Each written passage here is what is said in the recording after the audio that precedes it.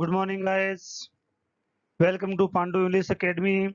I am Bhagirath Godara with a new video. This video is for class 10th.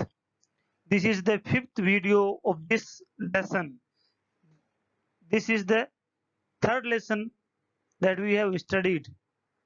हमने 3 lesson पढ़ लिए हैं class 10th के English golden days की book से। इसका ये फिफ्थ वीडियो है। आज हम इस वीडियो के अंदर इस लेसन के सिर्फ क्वेश्चन आंसर के बारे में ही पढ़ेंगे। हमने लेसन पूरा कर लिया। लेसन को हमने 4 पार्ट में पढ़ा है। मैंने 4 वीडियो इस लेसन के अपलोड कर दिए हैं, मेरे चैनल पर आपको मिल जाएंगे। जो स्टूडेंट आज इस वीडियो को पहली बार देख रहे हैं, जो इस चैनल पर नए हैं, उनसे निवेदन है कि वो इसके पहले सभी वीडियो को देखें, फिर इसको देखें ताकि उनको समझ में आ सके। चैनल को सब्सक्राइब भी करें, लाइक भी करें, शेयर भी करें। वीडियो को हमेशा पूरा देखें, अपने कमेंट एक्सप्रेस करें ताकि और ज़्यादा बेहतर आपको पढ़ाया जा सके। इसके अलावा मेरे चैनल पर ग्रामर के how to writing, article writing, process writing, story writing, report writing, application writing, letter writing के अलग अलग फोल्डर वाइज प्लेलिस्ट में सबकी अलग को मैंने डिवाइड कर रखा है, जहां से आप दे सकते हैं।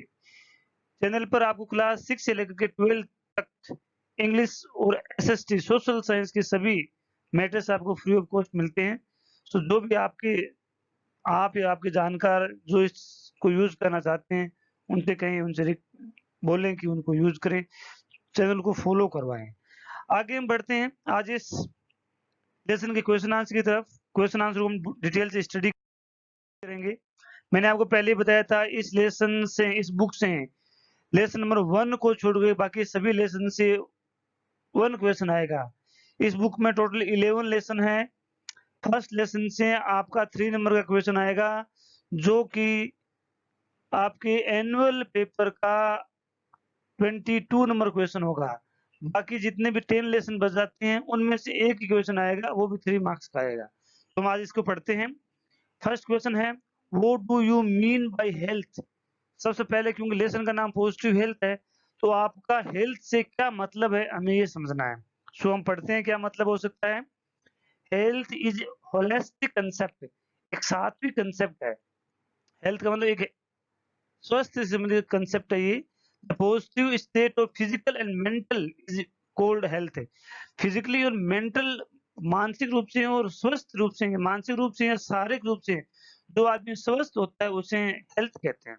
उसका स्टेटस पॉजिटिव होता है तो उसे हेल्थ कहते हैं। It is cold being satisfied by living in clean and comfortable environment. It is cold, इसे हेल्दी एनवायरनमेंट या हेल्थ उसे कहते हैं जब हम साफ सुथरे और आरामदायक वातावरण में रह करके अपने आप को संतुष्ट पाते हैं, उसे भी हम हेल्थ ही कहते हैं। तो ये हेल्थ की डेफिनेशन हुई कि अपने शारीरिक और मानसिक रूप से जो आदमी स्वस्थ है, उसका स्टेटस जो पॉजिटिव है, और जो क्लीन और कंफर्टेबल एनवायरनमेंट में रह संतुष्ट है, उसे हेल्थ कहते हैं। ओके, आगे हम पढ़ते हैं। How can we remain mentally well? अब यहाँ इस लेसन में इस बात का डिस्कशन किया गया है कि डेवलप्ड कंट्रीज के अंदर जो है, वहाँ इन्वायरमेंटल स्टेटस अच्छा है, लोगों के पैसे अच्छे हैं, लेकिन वहाँ के लोगों की मेंटल स्थिति अच्छी नहीं है। तो हम यहाँ क्वेश्चन ये पूछ लिया गया कि मेंटल पोजीशन को कैसे रिमेन वेल रखा जा सकता है, ये हम पढ़ेंगे। So we can remain mentally well, हम मेंटली वेल रह सकते हैं। एक ही तरीका है, we have harmony.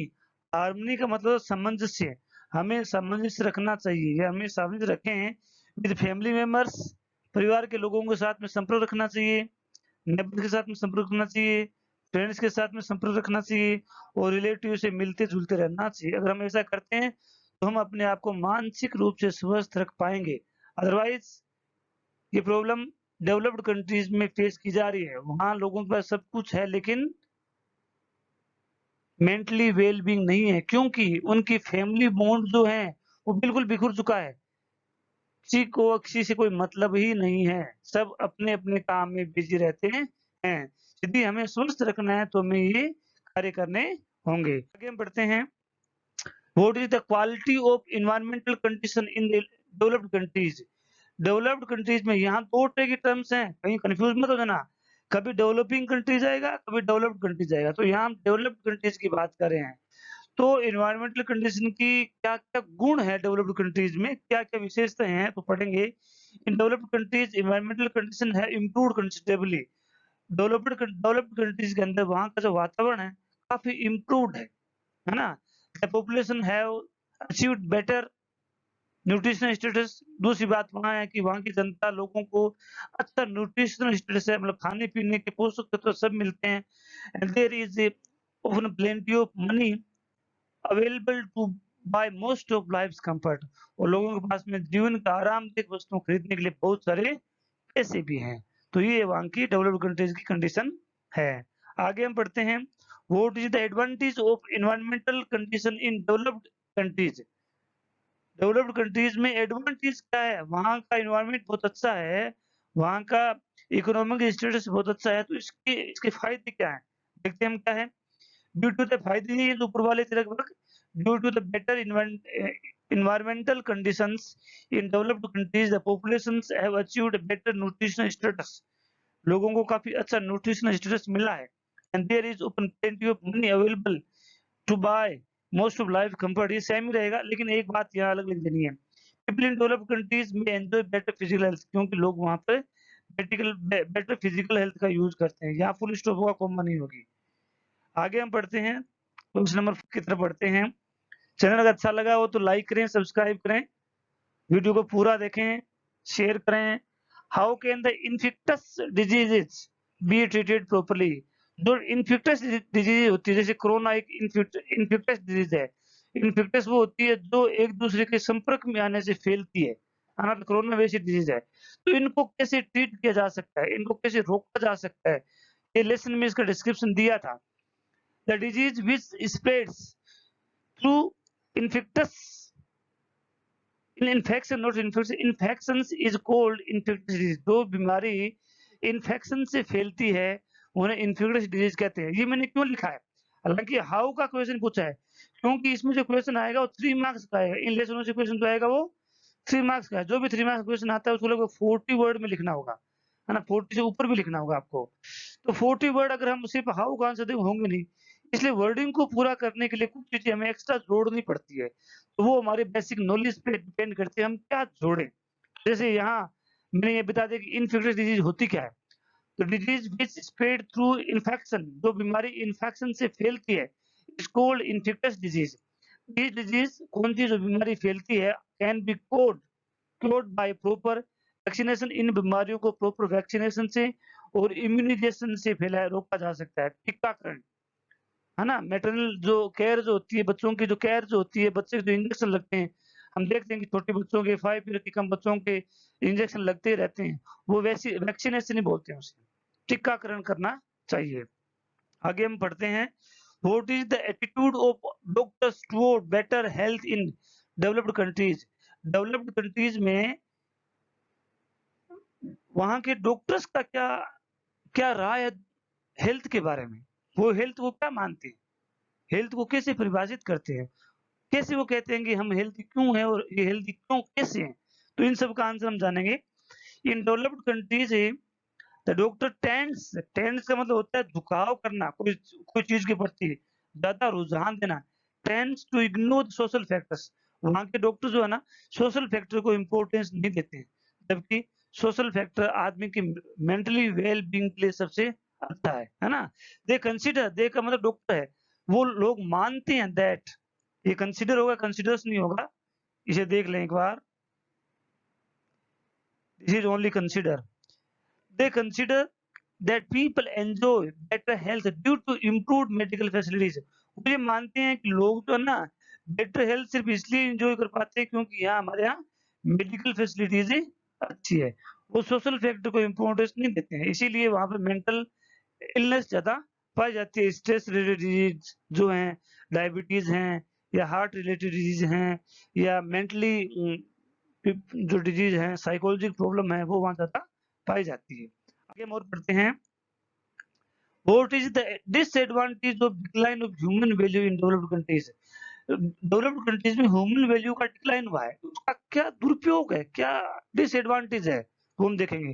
Due to the decline of human values in developed countries the people suffer from mental and stress related disease. लोग वहाँ मानसिक और स्ट्रेस रिलेटेड बीमारियों से पीड़ित रहते हैं। देयर फैमिली, वहाँ जो परिवार है, रिलेशंस हैज बीन ब्रोकन, वहाँ के लोगों के पारिवारिक संबंध टूट चुके हैं। सब लोग अपने-अपने काम से मतलब रखते हैं। बाप का बेटे से, बेटे के बाप से कोई रिलेशन नहीं है। वो हाय हेलो तक ही नहीं करते हैं, क्योंकि दोनों इंडिपेंडेंट है, कोई एक-दूसरे पे डिपेंड नहीं करता। दोनों अपने पैसे कमाते हैं, अपने खर्च करते हैं।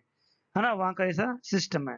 ऐसा करने से हमें इनिशियल स्टेज में ऐसा करना अच्छा लगता है, लेकिन जैसे-जैसे उम्र बढ़ती है तो इससे अकेलापन, लोनलीनेस बढ़ता है और स्ट्रेस रिलेटेड चीज़, मेंटल प्रॉब्लम, साइकोलॉजिकल प्रॉब्लम ज़्यादा होती है। हमें परिवार के साथ में हमेशा संपर्क और बातचीत करते रहना चाहिए, जिससे कि हमारा समय अच्छा निकलता है और हम अपने इमोशंस पे कंट्रोल कर पाते हैं।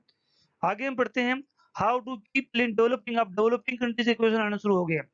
How do the people in developing countries face their limited sources. Developing countries में ये प्रवृत्ति रहती है कि लोग थोड़े से बीमार होते हैं, डॉक्टर के पास भाग जाते हैं। तो इससे क्या होता है कि 2 नुकसान होते हैं। एक तो हम फालतू में पैसे लगाते हैं, डॉक्टर से मेडिसिन लेके आते हैं। दूसरे, हम हमारे बॉडी के मैकेनिज़्म को डिस्ट्रॉय करते हैं। हमारी बॉडी के अंदर ऐसे कुछ मैकेनिज़्म होते हैं, जो बॉडी को अपने आप हील करने में हेल्प करते हैं। हील का मतलब स्वस्थ करने में हेल्प करते हैं। यदि हम बीमार होते ही मेडिसिन ले लेंगे, तो हमने अपनी बॉडी को तो कार्य करने का समय नहीं दिया। है ना? जब समय नहीं दिया तो बॉडी क्या हो जाएगी, न्यूट्रल हो जाएगी। बॉडी के अंदर जो सेल्स है वो स्टिमुलेट नहीं होगी, है ना? वही हमें देखना है। आगे देखते हैं इसमें क्या लिखा है, that people in developing countries spend more money on doctors and medical facilities. Developing countries में भी लोग ज्यादातर पैसे मेडिकल फैसिलिटीज पर व्यय करते हैं, रादर देन हेल्थी फूड। वहाँ के लोग हेल्थी फूड भी ध्यान नहीं देते और इन इम्प्रूविंग इन्वायरमेंटल कंडीशन और नए इम्प्रूविंग इन्वायरमेंटल कंडीशन में ध्यान देते हैं। डॉक्टर और मेडिसिन पे ज़्यादा बिलीव करते हैं। They resort to medical facilities to cope with minor health problem. छोटी-छोटी हेल्थ प्रॉब्लम्स से कोप अप करने के लिए, उससे उभरने के लिए लोग मेडिकल फैसिलिटीज पे ज़्यादा डिपेंड करते हैं। और मैंने आपको बताया है कि मेडिकल फैसिलिटीज जितनी ज़्यादा आप मेडिसिन लेंगे, उतने ज़्यादा आप बीमार होंगे। ये सबसे बड़ा लॉजिक है, क्योंकि मेडिसिन का साइड इफ़ेक्ट बहुत ज़्यादा होता है। जितना उसका पॉज़िटिव इफ़ेक्ट नहीं होता, उससे कहीं ज़्यादा उसका साइड इफ़ेक्ट होता है, जो हमें और किसी बीमारी की तरफ ले जाती है। तो समझ आया होगा? कमेंट करके बताएँ कि कितना समझ में आ रहा है, क्या समझ में आ रहा है? मैं वेट करता हूँ, देखता रहता हूँ। What are the benefits of using home remedies to maintain health. Health को मेंटेन करने के लिए जो होम रेमेडीज हैं, घर के जो उपचार हैं, वो उनसे हमें क्या फायदे, वो हम पढ़ेंगे। We should use our indigenous. Indigenous का मतलब है स्वदेशी, घर में बने हुए, देश में बने हुए सिंपल होम रेमेडीज। हमें अपने घर में बने हुए सिंपल होम रेमेडीज काम में लेनी चाहिए to solve simple health problem.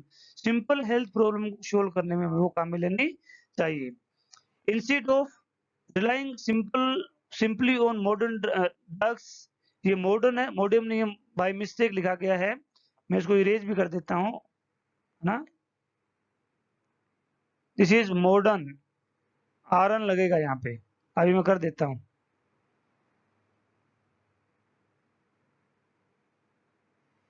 This is R and this is N. Okay, so हमें मॉडर्न फैसिलिटीज, मॉडर्न ड्रग्स पे डिपेंड करने की बजाय हमें अपने घर में बनी हुई सिंपल होममेड रेमेडीज को काम में लेना चाहिए, which are often very expensive. जो हम मार्केट से सामान लेके आते हैं, वो बहुत ही महंगे होते हैं। We can save ourselves from side effect of medicine. यदि हम ऐसा करते हैं तो हम साइड इफेक्ट से बच जाते हैं। ये उसका बेनिफिट है। 2 बेनिफिट हैं, एक तो हम हमारी कॉस्ट कम हो जाएगी, दूसरी हम पे बॉडी पे जो साइड इफेक्ट है वो कम हो जाएँगे। आगे वाला क्वेश्चन हम पढ़ते हैं, how can the body signals help in achieving good health. हमारे बॉडी के सिग्नल्स जो हैं, वो हमारे हेल्थ को अचीव करने में कैसे हेल्प करते हैं। We human beings seems to have lost ability to monitor our own bodies in order to maintain health। ये एक सामान्य सी प्रॉब्लम है कि हम सभी ह्यूमन बीइंग में ये प्रॉब्लम इन दिनों में ज़्यादा चलती है कि हम हमारे बॉडी के सिग्नल्स को नहीं पहचान पाते। हम नहीं पहचान पाते कि बॉडी आज किस तरह से फंक्शन करती है, क्योंकि लेसन के स्टार्ट में बताया गया था यदि हम हमारे बेटर हेल्थ को, पॉजिटिव हेल्थ को बनाना चाहते हैं, सबसे पहले हमें हमारे बॉडी के फंक्शन को सीखना है। जबकि हम अपने फंक्शन को जानते नहीं हैं, बॉडी कैसे वर्क करती है नहीं जानते हैं, है ना? We have our body mechanisms to maintain our body like animal have. Animals में वो जैसे हमारी बॉडी वैसे एनिमल्स की, लेकिन एनिमल्स जो होते हैं अपने बॉडी के सिग्नल्स को पहचानते हैं और वो उसी के अनुसार ट्रीट करते हैं, जबकि हम ऐसा नहीं करते हैं, है ना? ये क्वेश्चन आगे आएगा। We should trust our bodies functions. हमें अपनी बॉडी के फंक्शन पर ट्रस्ट करना चाहिए, तभी हम अच्छे सिग्नल्स को पहचानते हैं। नेक्स्ट क्वेश्चन हम पढ़ते हैं। What is the harmful effect on children when their parents put too much pressure on them. जब पेरेंट्स बच्चों में बहुत ज़्यादा प्रेशर डालते हैं, तो उसका हार्मफुल इफेक्ट क्या होगा? नुकसानदायक प्रभाव क्या होगा बच्चों पर? वो हम देखते हैं। The children the parents love and care for their children too much. Parents जो होते हैं बच्चों की बहुत ज़्यादा केयर करते हैं, इतनी ज़्यादा केयर नहीं करनी चाहिए। बच्चे को कुछ अपने स्तर पे भी कार्य करते रहना चाहिए। Yet very often their expectations and ambitions put too much pressure on children। और पेरेंट्स की इतनी ज़्यादा उम्मीदें होती है, इतनी ज़्यादा महत्वाकांक्षा बच्चों से होती है कि वो अगर पूरी नहीं कर पाते हैं तो बच्चे प्रेशर में चले जाते हैं। हर बार जब भी बोर्ड के एग्ज़ाम आते हैं तो न्यूज़ सुनने को हमेशा मिलती है कि इतने बच्चों ने आज सुसाइड किया या इतने बच्चे घर से निकल गए, इतने बच्चे घर से नाराज़ हो गए। ऐसा हमें नहीं करना चाहिए। बच्चे को न्यूट्रली हमें केयर करनी चाहिए, लेकिन बच्चा गलती करता है उसके बाद में उसके बारे में हमें बताना चाहिए। नहीं कि कार्य करने से पहले हम उसको बता देंगे ऐसा करने से ऐसा वैसा नहीं। पहले उसे अपने स्तर पर कार्य करने दें। अगर ऐसा होता है, सही कर पाता है, नहीं कर पाता, नहीं कर पाता है तो हम उसके बारे में 2-3 बात बता सकते हैं। आगे हम पढ़ते हैं on the childrens. When children can't reach level of their parents ambitions. बच्चे पेरेंट्स की एम्बिशंस तक नहीं पहुँच पाते हैं, they can suffer from tremendous frustration. उनको बहुत ज़्यादा निराशा, फ्रस्ट्रेशन का मतलब कुंठा, निराशा, बच्चों में बहुत ज़्यादा निराशा आ जाती है एंड स्ट्रेस आ जाता है। दिस में लीड टू ड्रग एक्सपेरिमेंट। इससे बच्चे ड्रग्स की तरफ चले जाते हैं, ड्रग्स का एक्सपेरिमेंट करने लग जाते हैं। And other related behaviour as a way of avoiding the reality of situations. Situation की रियलिटी को अवॉइड करने, सिचुएशन कौन-सी? कि पेरेंट्स की जो एक्सपेक्टेशन थी उसको अवॉइड करने, उसको भूलने के लिए बच्चे जो हैं गलत रास्ते पे चले जाते हैं और ड्रग्स का यूज़ करना शुरू कर देते हैं। ऐसा हमें नहीं करना चाहिए। हमें बच्चों से ज़्यादा उम्मीदें नहीं करनी चाहिए। हमें बच्चे के अंदर उम्मीद जनरेट करनी चाहिए। हमें ये नहीं बताना है कि आपको डॉक्टर बनना है, नहीं। बच्चा कहे कि मुझे डॉक्टर बनना है, ऐसा हमें कार्य करना चाहिए, जिससे कि वो खुद स्वयं कार्य करेगा। जब हम चाहते हैं कि आपको डॉक्टर बनना है, इसका मतलब ज़बरदस्ती है, नहीं पढ़ पाएगा। उसमें ऐसी फीलिंग जनरेट की जाए, उसमें इतना उसे मोटिवेट किया जाए कि वो खुद ये कहे कि मैं डॉक्टर बनूँगा, तब भी कोई कार्य संभव होगा। ऐसा हमें पॉजिटिव एटीट्यूड रखना चाहिए। सो आज के लिए इतने ही क्वेश्चन होंगे। I have explained this question very well up to date. If you have any problem related to this, you can comment me। Feel free to comment। कभी भी कमेंट करने में हिचकिचाहट नहीं करें। कुछ भी प्रॉब्लम फेस होती है, कोई भी लाइन समझ में नहीं आती है, कमेंट करके बताएँ। इसके अलावा मेरे चैनल्स पर ग्रामर्स के वीडियो अवेलेबल हैं। एसएसटी क्लास 6 से लेकर के 12 तक अवेलेबल हैं, तो उनके वीडियो आप देखें, शेयर करें। सबकी अलग-अलग प्लेलिस्ट बनी हुई है। उन सभी के लिंक ऊपर आई बटन जो आपके राइट हैंड साइड में ऊपर दिख रहा है, इसमें उनके सबके लिंक दिए गए हैं, वहाँ से आप कैरी कर सकते हैं। Thanks for watching. Meet will